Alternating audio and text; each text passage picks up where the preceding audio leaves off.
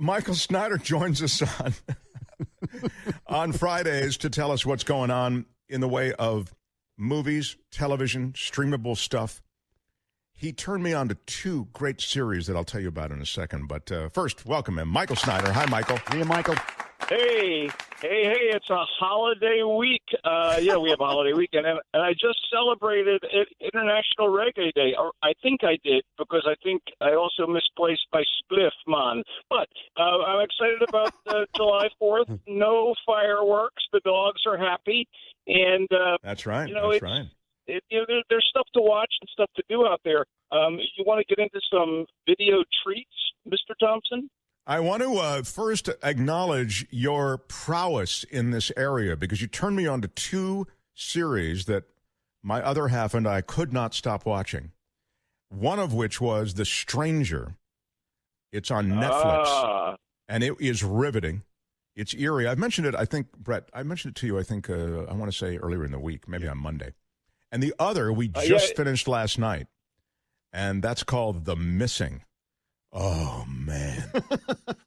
It is good. Good shows. And The Stranger, by the way. Yeah. I was going to say, I wrote about it in I have the cover story on the July issue of the Marina Times, which will be in newsstands sooner or later, and you can see online at marinatimes.com. I wrote about two phenomenal shows that people could binge this weekend.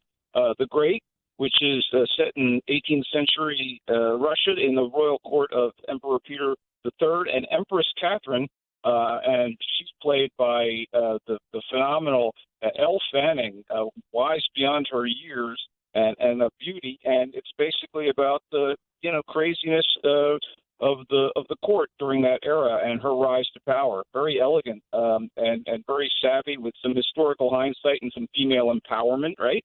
And The Stranger, which is an adaptation of Harlan Coben's psychological thriller, which is about kind of the deadly consequences of what we'd call life-altering secrets being revealed throughout a small community.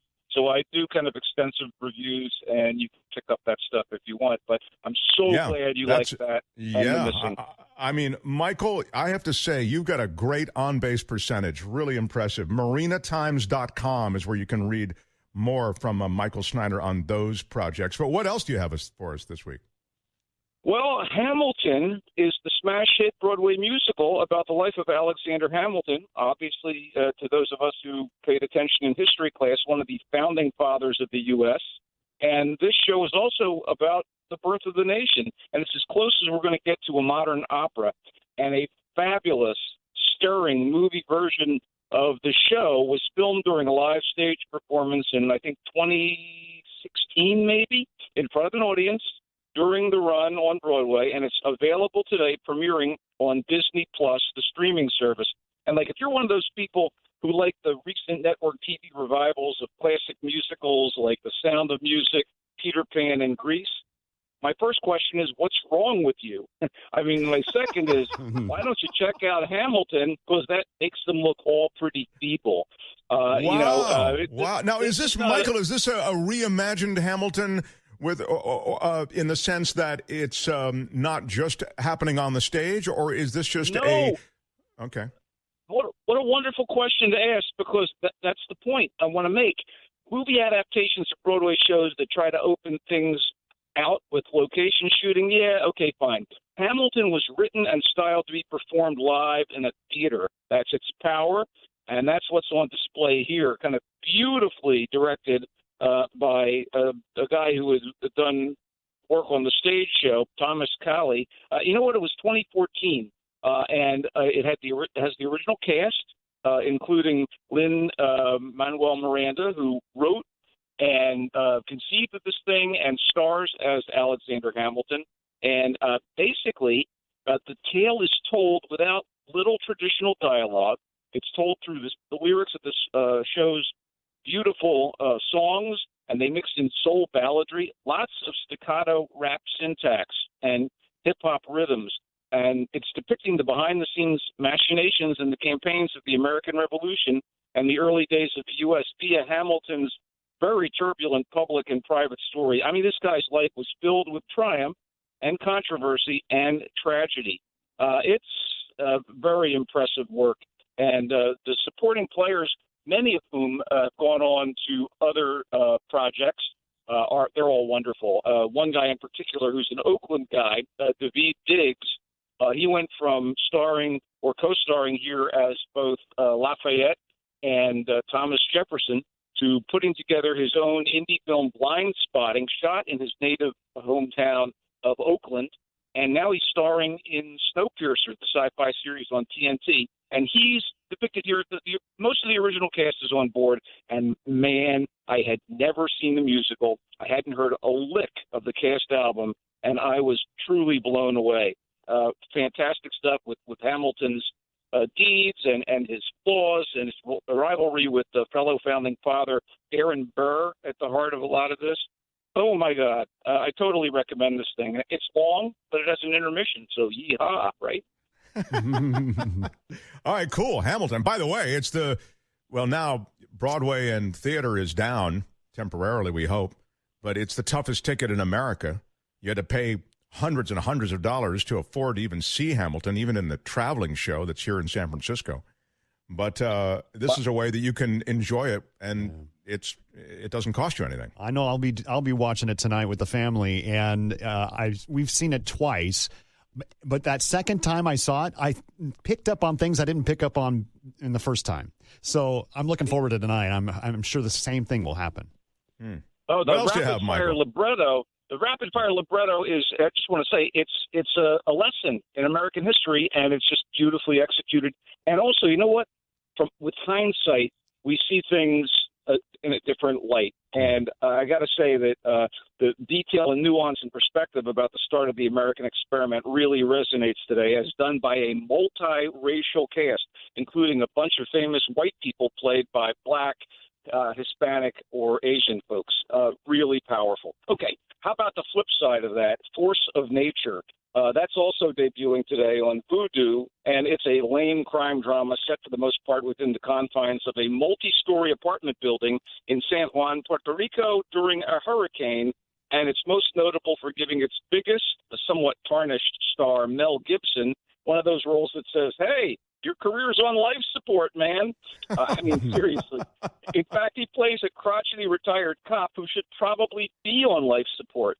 His daughter is a doctor, played by the once promising ingenue Kate Bosworth, and she almost says as much when we meet the two of them as the hurricane is hitting Puerto Rico, and two cops played by Emil Hirsch, who kind of needs to talk to his agent, and Stephanie KGO are trying to get stragglers to safety before they're flooded out. And Mel the Geezer needs dialysis and a host of other treatments, but he won't budge because he thinks that once he's in hospital, he ain't never getting out. So he'd rather try his luck with good old Mother Nature, I guess thus the title, Force of Nature. And the apartment building happens to be the target for a vicious thief and his crew who want something that's hidden there and are trying to get it during the hurricane, giving Geezer Cop one last chance at the Euro game. I mean, his character, Gibson's just a small part of the ensemble. Well, he's a significant part of the ensemble, but he's one of many. And it doesn't matter because the script is loaded with nonsense and silly characters reciting bad dialogue. And wait, there's a white super cop, albeit an elderly one, going after a gang of Puerto Rican villains, and the cop is played by a guy with a history of bigoted behavior. Not a good look. I mean, especially when Hamilton is being released on the same day. I mean, wow. So, yeah, more like I always wonder how, Brett, I always wonder how Michael sits through that stuff. When he goes through with that, it sounds like this is just awful, Oh, yeah. What's it called? Force of Nature? Is that what you said? Yeah. It was pretty agonizing. Yeah, I mean, you just have, but you have to do it. Like, you can't walk out early. You can't, you know what I mean? Because you're a movie critic. Right. I always say, dude, I sat through Irresistible and Eurovision Song Contest back to back. That deserves an award. You needed a psychiatrist after that. I always say, you walk out on movies so we don't have to, right?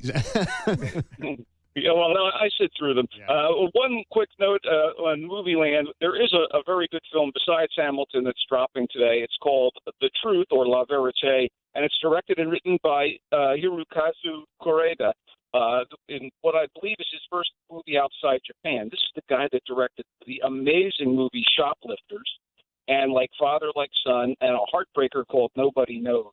You should seek out if you don't mind subs.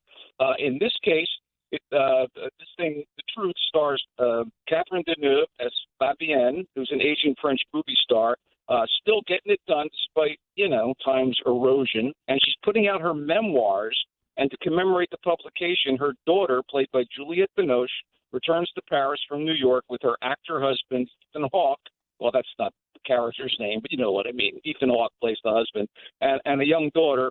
Apparently, mom plays fast and loose with her recollections of the past, and the daughter is kind of angry. It's another worthy movie from Correda, but, I don't say that it's up to Shoplifters or Nobody Knows, but those are two of the best movies I've ever seen. So, well, Shoplifters is apps. I agree with you. I mean, it's just brilliant. So this is a really talented director. Okay, so to review, you really liked Hamilton, and by the way, my mother, I didn't think cared enough, but she's listening on the stream right now. Wow! And she says, "Correction, Mark. Hamilton is not free!" Exclamation point. God, even my own family gives me a hard time. Yeah. Come on, it's you not got to pay your Disney subscription. Okay, good. Yeah, $6.99 a month on Disney Plus. Yes. Well, my mom grew up in the shadow of the Depression, so she, I understand. Well, anyway, if she has a Disney subscription, she can watch all those Marvel superhero films too. Come on, Mom, get on the case. Force of Nature, you didn't like. That's the Mel Gibson film, but The Truth, you really liked. It's from that brilliant Japanese director. Michael Snyder, we honestly love you visiting with us because as I say, your on-base percentage, I mean, those that you recommend really are great. So thank you so much for joining us, and we wish you a safe and happy 4th of July. Same to you guys. All right, take care. Michael Snyder, everybody. Nice. Yes. All right.